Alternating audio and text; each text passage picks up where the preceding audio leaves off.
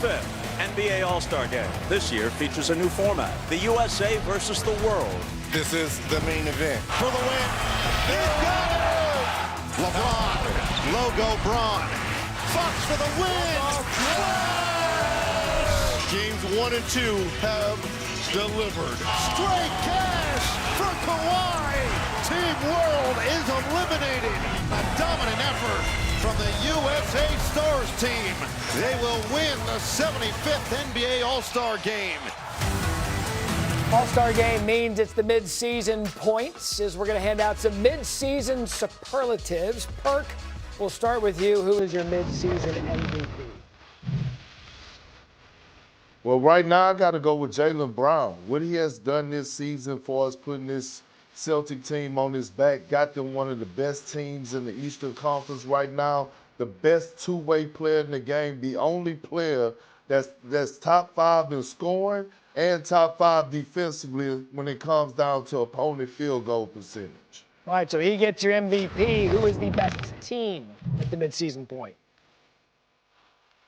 I got to go with the Detroit Pistons. They're the one team that we don't have to question who they are. They have identity. You know they're going to come with the physicality defensively. They got a bunch of dogs from top to bottom. They got an all-star center in Jalen Duren, who's going to go out there and put up 20 and 10, and obviously Cade Cunningham, who's also in the MVP conversation. I mean, they could actually qualify for this next question. Your biggest surprise at the midseason point? My biggest surprise is the San Antonio Spurs. Nobody thought that they were going to be here. We thought that they were going to make a leap for us getting into the postseason, but no one would think that they would only be 3 games back from having the best record in the Western Conference. And right now, they're looking like legit title contenders. Top to bottom, they check all the boxes. The only thing that they're lacking is experience, which I think they'll overcome that because they have a young superstar on the rise that has an old soul in Victor Wembanyama. Coming off the blood clots a year ago, good to see him healthy. And speaking of the Spurs, Victor Wembanyama was asked about being the next face of the NBA, a topic which Anthony Edwards joined in as well. Social media, NBA can promote whoever they want, but at the end of the day, it's going to be the best players and who the people ask for, you know. It's never, like being the face of the league is not something, it's something that can be manufactured, but only to some extent. And it's only going to be the best players. So this is what it's all about. You had said, why do I need to be the face of the league? Y'all have Victor Wembanyama, but we see a world versus USA format here. Why not have a world and USA face of the league? I'm cool with that. I'm cool with that. I ain't going against that. All right, so 2 faces of the league. Faces is cool with me. And you're one of them? If I get there. You know, it is an interesting question, and you guys know this, Wendy and Perk, that the league needs a face. We've seen it throughout its history that there's always a face of the NBA. So, Wendy, who do you believe is the best player positioned to become the next face of the league? Well, Victor is right, as he is about many things. You can't manufacture it. It has to happen. If you look between 2007 and 2022, that was 16 years. In 15 of those 16 years, either Kobe, LeBron, or Steph were in the finals. You didn't have a conversation, is Steph the face of the NBA or LeBron? It happened because their teams were successful and they raised championships. That is what will have to happen. Ant is on the path. He has had several really good runs. Victor is maybe at the beginning of his playoff runs, but you can't manufacture it. You can talk about who has good candidates, and sure, Anthony Edwards and Victor Wembanyama are excellent candidates, but it's really, we're just a circular conversation until you see and get the hardware. Yeah, and look, when it happened, it was, Magic and Bird, and then MJ comes in, and there was a little bit of a period after MJ where there was someone fighting for it. Allen Iverson was one of the guys that was up there. Shaq then comes on when he was with Orlando, and it seems to happen. And Perk, how big is it to be the face of an entire league when you're one of several players? Well, it's huge. And it's, Matt, to be honest with you, the way guys have went about it over the past, 2 seasons, they make it like it's a bad thing to be the face of the league. Well, I think Victor Wembanyama, I know, he has changed that whole narrative. And I believe that he's up next. I believe that he's here. when it comes down to checking the boxes of what's the qualifications, Wendy brought up, championships and making it to the NBA Finals. That's one of it. But the other thing is actually putting butts in the seats, and not just while you're at home. When you go on the road, it's only one player right now that I would spend my hard-earned money to go watch him if he was in the city that I was in or showed up in the arena, and that's Victor Wembanyama. And the reason being is because we've never seen anything like him before. That's the first thing. The second thing is we know every time he put his feet on that damn floor, he's going to compete.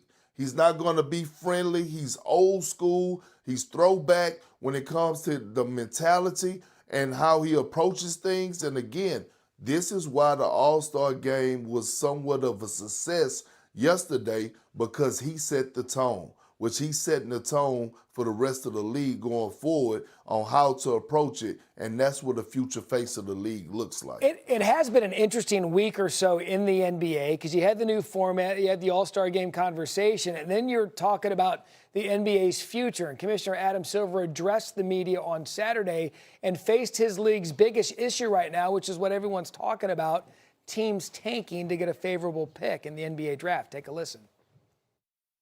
What we're seeing right now is not working. There's no question about it. And yes, is there more I can do? Have I attempted not only to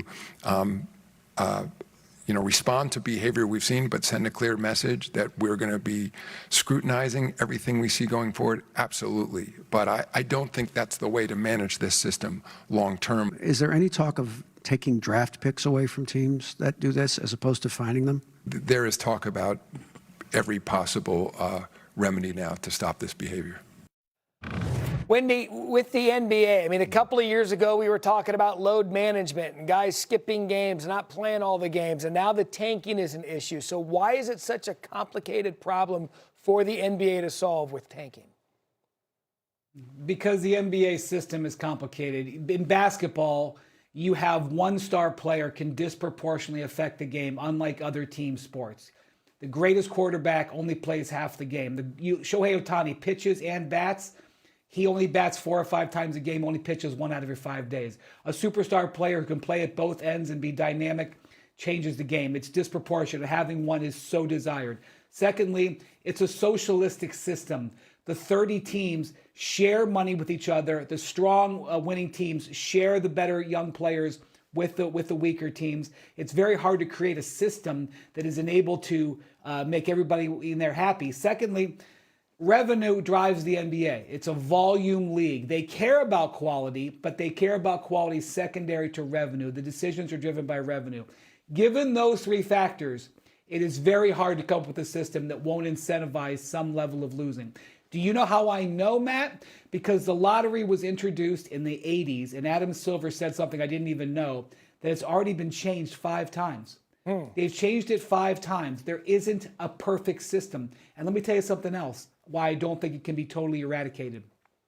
Part of what Adam Silver said, despite there being 7 to 10 teams potentially tanking this season, is that they're thinking about adding 2 teams, which there's still only going to be 1 championship, and they're going to add potentially 2 teams by the end of the decade. So again, finances will drive the decision-making, not necessarily competitive balance. And so therefore, you have a problem set that is going to be very, very difficult to solve. Perk, how would you get in there with Adam Silver and say, hey, these are the levers you have to pull to make sure that we have a competitive regular season? I mean, the fact that we're even having this conversation about competing in a pro sport of which you make millions of dollars is absurd.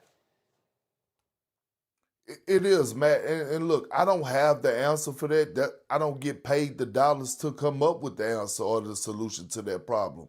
But I will say it's a huge problem, and it needs to be addressed now. Like, we need to stop with this whole tanking word. It's not tanking. You know what it is? It's actually throwing games to lose, which is bad all across the board. We're talking about a competitive game where you play to win. You play to win, and teams are setting up to actually go out there on a night-to-night basis to lose games, throw games to get a draft pick, which is messing with the integrity of the game of basketball. And it's horrible. Let's stop using the word tanking. Let's put it out there. It's 2026. Let's keep it real. Teams are throwing games, walk into arenas and are trying to lose games in the billion-dollar industry because it's good strategy. for the business. Are there, okay, so let's peel this back, because you're right. We shouldn't be doing that at all, especially with what these guys get paid to play a game. So, Wendy, I mean, are there too many games? Does the league have too many games in a regular season? Again, Matt, the league is built to be a volume league. Quality is important, but it comes second to volume. I always say, why does the NBA play best of 7 instead of best of 9? Because they can't get away with best of 9, okay? So it's a volume league. I said they're trying to add 2 more teams. So if it's a volume league, it's a data-driven league, it's a game where disproportionately one player makes a huge impact. It is a situation that is going to be very difficult to solve, but I'll tell you where you can start. Right now, teams are incentivized to lose. They're incentivized to lose because that is the system that will get them the best disproportionately valuable player. You have to change the incentive, but it's not as simple as just changing the rules because, again, it's within a socialistic system. The strong and rich teams have to help out the weak and poor teams. Yeah. And figuring something out within that world is not simple. Trust me. All right, Jen, we're going to leave it there. This is a fascinating conversation I'm sure we'll continue to have throughout the duration of this season until something gets solved. Perk and Wendy, fantastic stuff this morning. Thank you. Coming up, the Giant expectations for John Harbaugh in his first season with the Giants. Will the G-Men live up to the hype? Our crew breaks it down. When